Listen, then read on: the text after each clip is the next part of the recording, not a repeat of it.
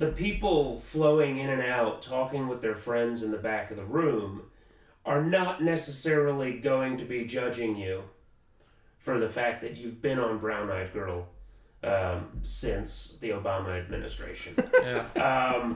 And so I think like for a lot of bands, it's both a utilitarian way, some might say it's a crutch, of filling 3.5 hours without having to do like Liv Sloan does, which is to put together this back-to-back-to-back collection of songs to fill that time. Yeah, if Liv Sloan does a like 4-hour set, we have to have like 50 songs. Right. Yeah, and Like- it's that can be.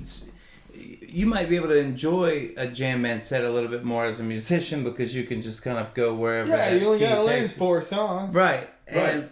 But for us, I know when I get up there, it's all business because the next song ain't gonna sound like the song before it.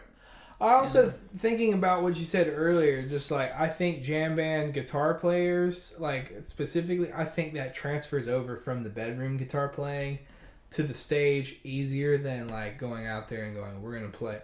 And You're gonna do Mississippi Queen today. yeah, you're Right. gonna play like this song for 40 minutes and you're gonna noodle and jam and like rock out. And You're not Santana. it's just like it's No.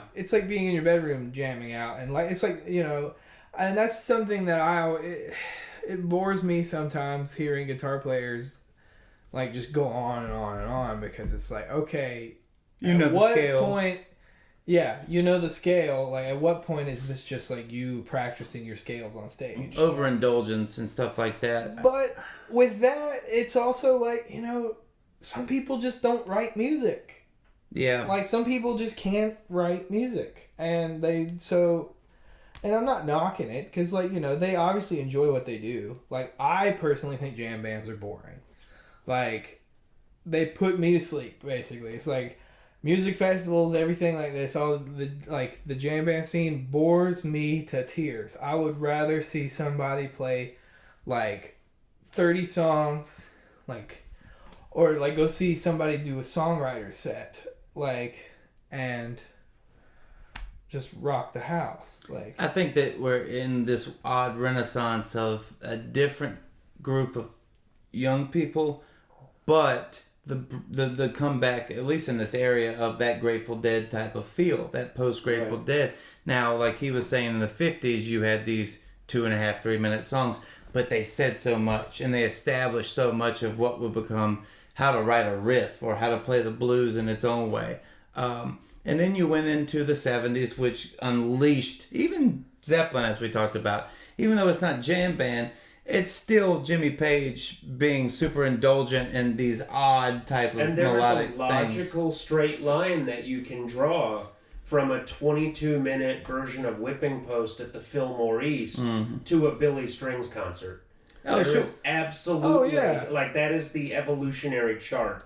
And I will say, I do like to occasionally jam out. 15 minutes of guitar playing, especially if you have another guitar player on stage. Which works so well for us in the beginning. I found a cut of us doing Stormy Monday for 17 minutes one time at Mountain Checks. And it was, you went into Jimi Hendrix and we came back into Stormy Monday. Well, see, that's the thing. If you're gonna jam out that long, swap your songs over, because some of the songs are the same anyway.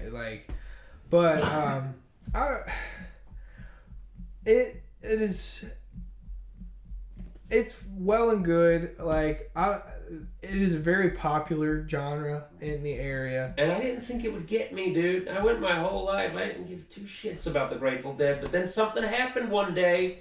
I don't know if it was the chemicals in college, but I became one of those people who started saying shit like, those mid-70s editions of Peggy-O really hit different.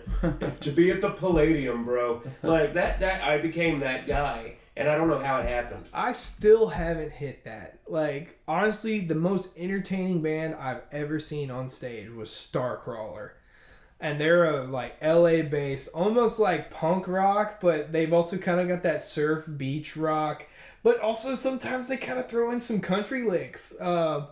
But they were the most entertaining band I've ever seen. I have never felt more like a rock and roll fan in a crowd.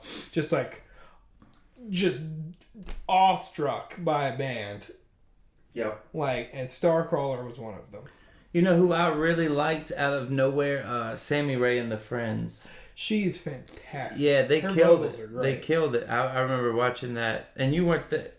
No, That was but the I year am before. very familiar Yeah. with Sammy Ray and the Friends. But in that sense of talking about guitar players and stuff like that, I would rather hear a good singer or a really damn good piano player than another guitar player. Speaking of, and a really, really, really friggin' good keys player is from your hometown. Josh Schilling. Josh Schilling, Josh yeah. Schilling. It took you too long. I know, yeah. He's gonna kill you now. Well, I was thinking of Austin for a second. Well, Austin is also a very Yeah, good, but Austin plays everything. Yeah. Right. We'd be remiss not to mention Austin Janey, who is an incredible multi-instrumentalist. Now we've done like he said and said his name. So yeah, he's okay. and he's an incredible guy. And just extraordinary theoretical musician. Oh man, he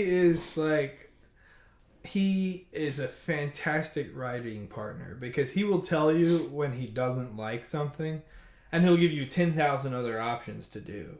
Right. It's great. He's not just a tin pot naysayer. No. He will give you options. He keeps you from picking the obvious choice.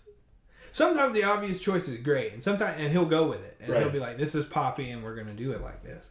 But sometimes he'll go, "Try swapping these chords out for this one instead," because he's just a brainiac when it comes to He's all chord theory and he's the guy. Yeah. But Josh Schilling is a guy who I could watch him fill Shakedown Street for 15 minutes. If he just wanted to get up there and play keys in the middle of whatever song for 15 minutes, my attention would be glued. Yeah, I mean, he's really good. I mean, he talk about somebody that can do whip and post well. Yeah, I mean, he's done that one with us before. Yeah, and they played with him at the Rees when it was still standing. But speaking of great keyboard players, I have a really good keyboard player come and play on March 8th at Martin's. Wow, another promotional drop. Wow. And so yes, and because that's kind of a big deal. Playing at Martin's in Roanoke, Jason Martin is the Rick Martin of. It's always a Martin. It's always a Martin. Check on your Martin friends. Are you a Martin or a coy rabbit? They are very important, and so when you guys, I remember it kind of happened. It kind of happened quickly for Liv Sloan. It happened really quickly for Liv Sloan because I just remember you played Elmwood Park, and there were not a lot of people there. Yeah. It was cold or something. But it was a great show. Well, we packed Star Hill out that first time we played there. That was the first show, and that same number of people came to the 5,000 seat amphitheater. I think kind of what happened was Jason Martin was on site because Martin's had a food truck for the event happening that day. And it really wasn't long after that you all opened there. Your first primetime spot at Martin's was on a weekend. Well, our first spot was with you. Right. I did have you for a private event as part of the Roanoke Comedy Fest. That was the first time. And Liv Sloan and the Die Hard is still responsible for the biggest bar tab I've ever paid. I said, guys, drinks, food. They were ordering a Crown apples and dolphin placenta. They were drinking out of gold cups that I didn't know Martin's had. It wasn't me, Johnny. I drink water. I'm pretty sure I know who that was. And they weren't even in the band. And I'm telling you, it's it was a great experience. I always give you guys a hard time about that. Again, I think it's really funny. But I did offer a rock band an open bar tab. And now I know not to do that anymore. Yeah. But you guys hit it fast. And so March 8th, what night of the week is that? Pretty sure it's a Friday. Friday, yeah. I think it is. It is a Friday. We're opening for my friends in Marvelous Function. Like, okay. Now, you mentioned earlier kind of the difference between musicians or people who play music, who write music, and those who just play music. mm-hmm. How much more a piece of the equation here in your solo act is original songwriting versus these carefully curated selections of covers that people love? My solo act is probably like 60%. No, it's like 90% Okay, original scaled music. it up. 90% original. Like, okay, say I have a 30-song set list. Like, I'm gonna have 20 songs that are originals, and it just keeps going to. It just keeps adding more, like, because I just don't stop writing. Right. Okay. All right. So everybody asks the question: words or music first? But I'm not going to ask that question. Oh, okay. Okay. So let's move on. No, I mean, I'm sure it's variable. I'm sure sometimes it's one, sometimes it's the other. I'm more curious whether a feeling precedes any idea of music. It is almost.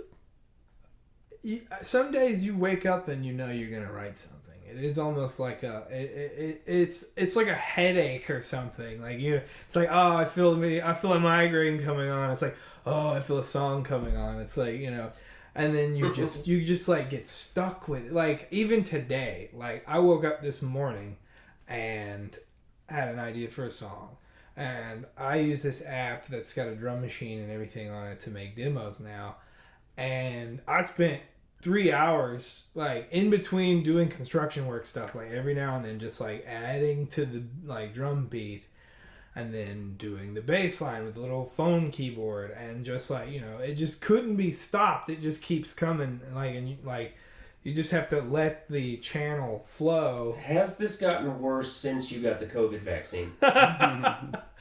It's the songs have gotten better since then, so maybe there's a correlation. He's writing at 5G, ladies and gentlemen. Yeah. Okay, so would you say it's the same for you? Because you've written some stuff. Yeah. You let me hear it when you're feeling sad about things.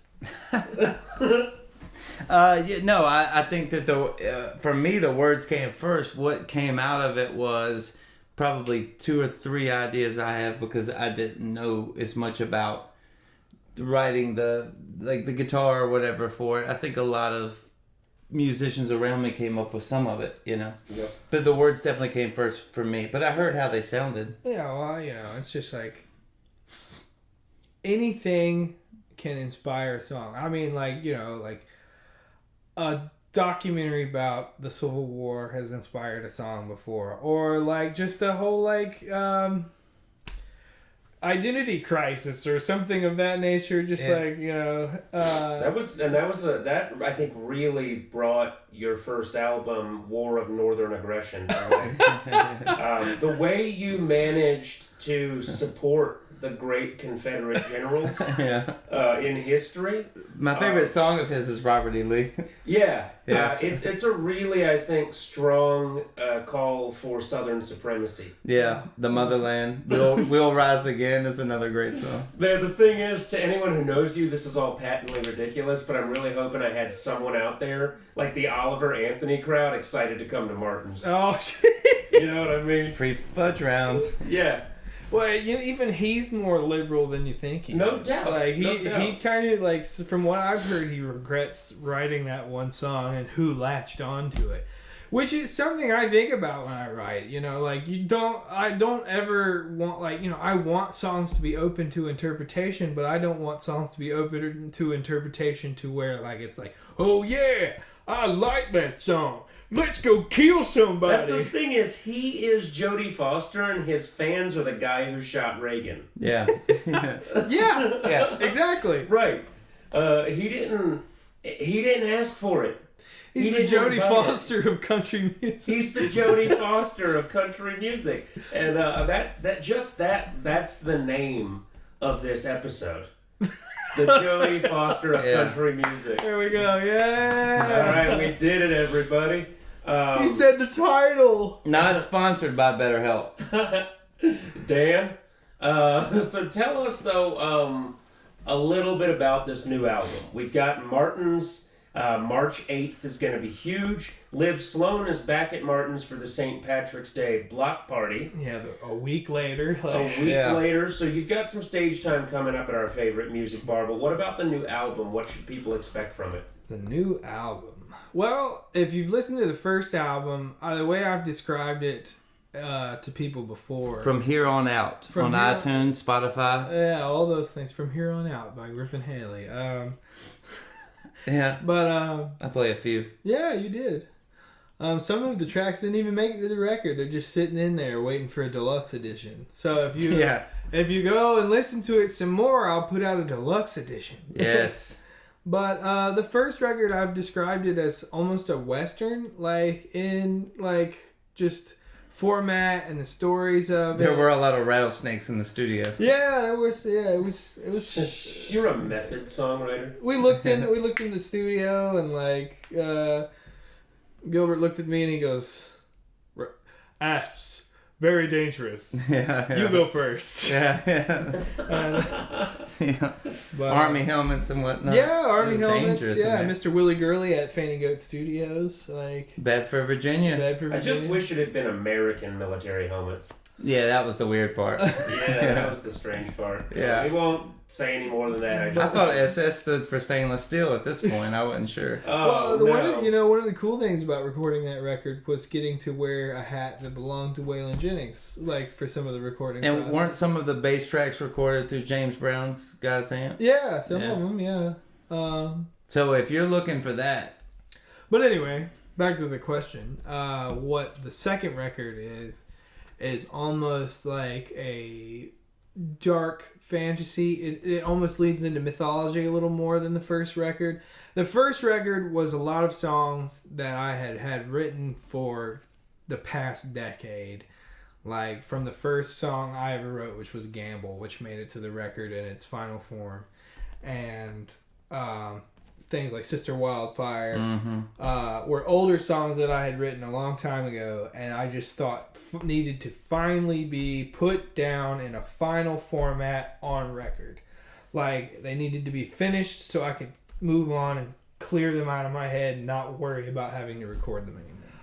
It's something I really admire about the punk rock, and I love grunge rock. That whole scene, hearing about that growing up, because it was coming to an end as I was a child, just hearing about those scenes and how they are so DIY and very supportive. There was always fanzines created by fans for the bands. The bands did all the stuff themselves, and they only played their original music, and people supported that. That has disappeared in this, the small music world kind of thing.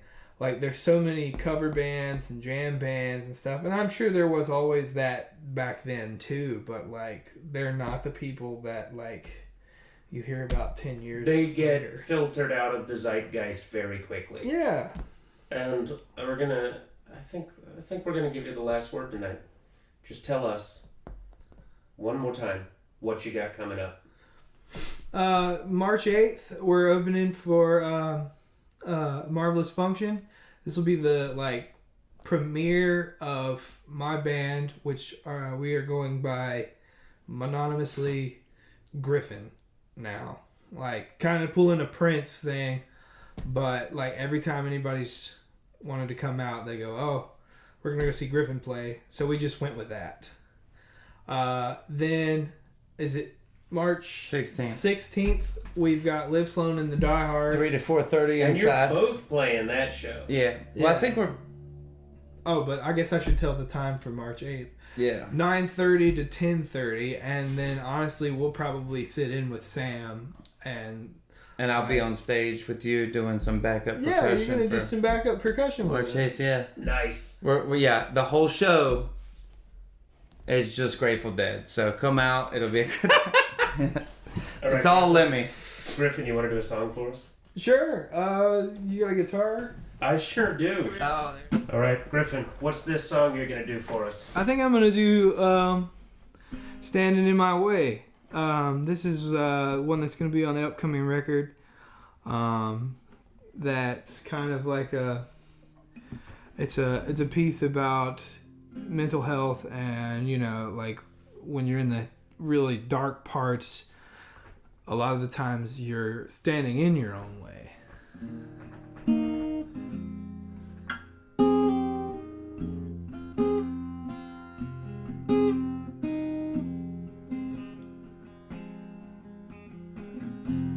Slowly choking on your words,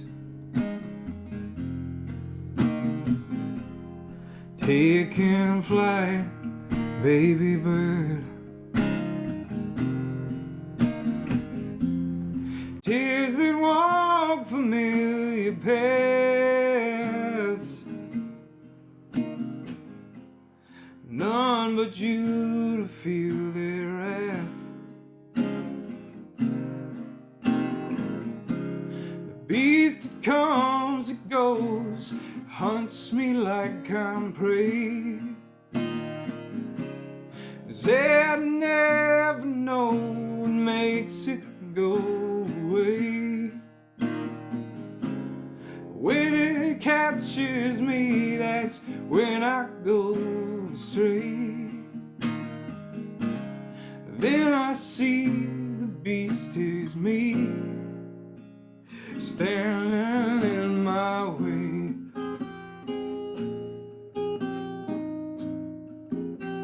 Standing in my way.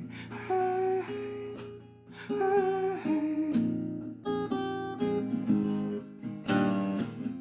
Cold to the touch, but my heart feels like it's made of fire, burning me inside out, so it looks like I'm alive. Only thing I wanna do is run away, but I can't even escape my head today. The beast that comes, that goes, hunts me like I'm prey. Said never know what makes it go away. When it catches me, that's when I go astray. Then I see the beast is me, standing in my way.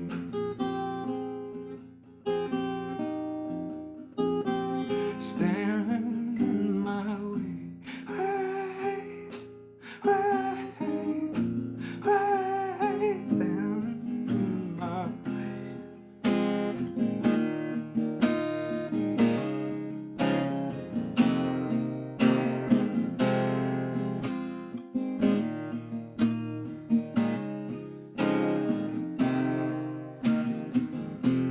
The things I love don't mean a thing. Sparrow's got a broken wing. It's a never-ending cycle. Friends afraid I'm suicidal. The beast that comes, that goes, hunts me like I'm prey. Say I'll never know what makes it go away. When it catches me, that's when I go astray. Then I see the beast is me, standing in my way. Standing in my way.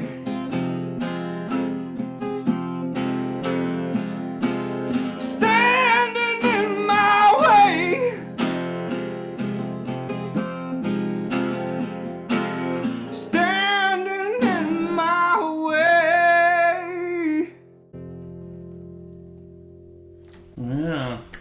right. Wow. I haven't even heard that one yet. All right, that was the warm-up. Now give us one. Thank you so much, Griffin. Thank you for being here, man. Yeah. We're looking forward to both of your performances. We'll be posting more about it. And where can people find you online? GriffinHaleyMusic.com or Griffin Haley Music Facebook page or Griff Intergalactic on Instagram. I also have Griffin Haley Music on Instagram, but I haven't really updated that yet. At Cabbage Patch on OnlyFans. Yeah. All right, we'll see you next time, whatever that is. Yeah. On? Next time on Not after what happened. Not after what happened. Thank you.